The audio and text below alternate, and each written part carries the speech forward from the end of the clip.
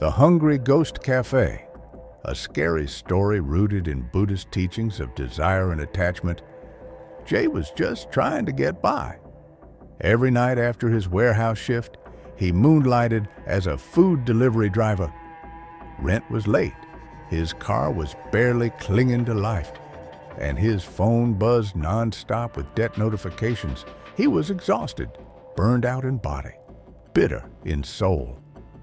Before I move on, in case you are visiting my channel for the first time, you are welcome. Enjoy my videos and subscribe to this YouTube channel.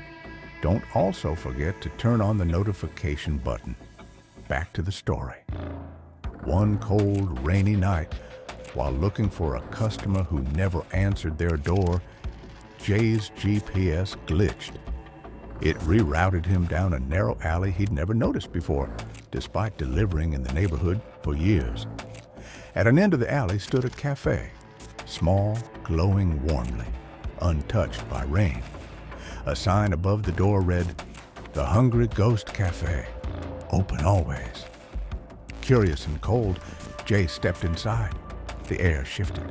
It was warm, thick with the scent of cinnamon, roasted meat, and fresh coffee. The place pulsed with comfort. Velvet chairs, golden chandeliers, jazz music playing low and slow. Every table was full, men and women hunched over plates piled high with food, money, jewels, phones that buzzed with praise. Some held onto photos of lovers who stared at them adoringly, but no one was smiling. Their eyes were sunken, mouths chewed endlessly.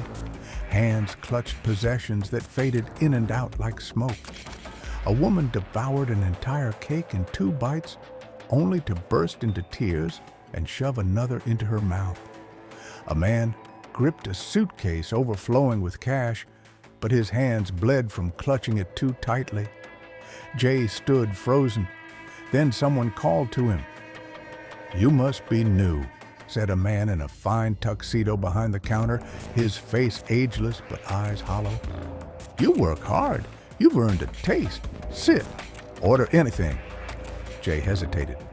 "I'm not a customer. I'm just delivering." "No one finds this place by accident," the man said. "You came because you wanted something.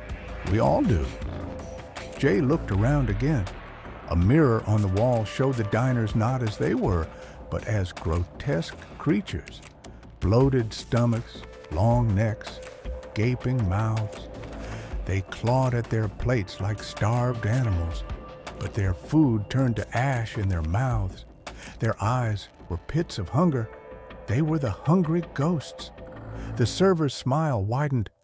"You could have it all, Jay. No more rent, no more begging for tips. Money, love, power. Just sit down." Jay stepped toward an empty chair and stopped.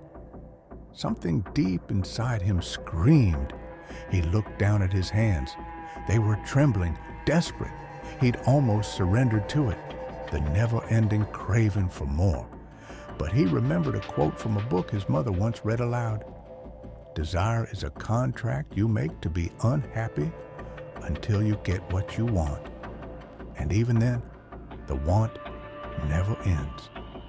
Jay backed away. "I'm done wanting," he said, voice barely above a whisper. He walked outside, sat cross-legged on the wet pavement, and closed his eyes. Breathing in, breathing out. Thoughts surged, his debts, his loneliness, his fears, but he let them pass like clouds. He didn't need more. He only needed to be. Behind him, the cafe door creaked open. Screams echoed. Dishes shattered. The building shook as if it were coming apart. And then, silence. Jay opened his eyes. The alley was empty. No door, no cafe. Just a quiet street, the rain gone, the moon glowing full. His phone buzzed. A real delivery this time. He smiled, stood up, and walked forward, not needing more, just grateful to move. Moral, desire is endless. Feeding it makes us hollow. Only when we let go do we begin to truly live. Thank you very much for watching my video to the end. If you enjoy this video, please give it a like, comment. Thank you very much for watching my video to the end. If you enjoyed this video, please give it a like, comment what you think, and don't forget to subscribe to this YouTube channel so you get notified when we upload another video.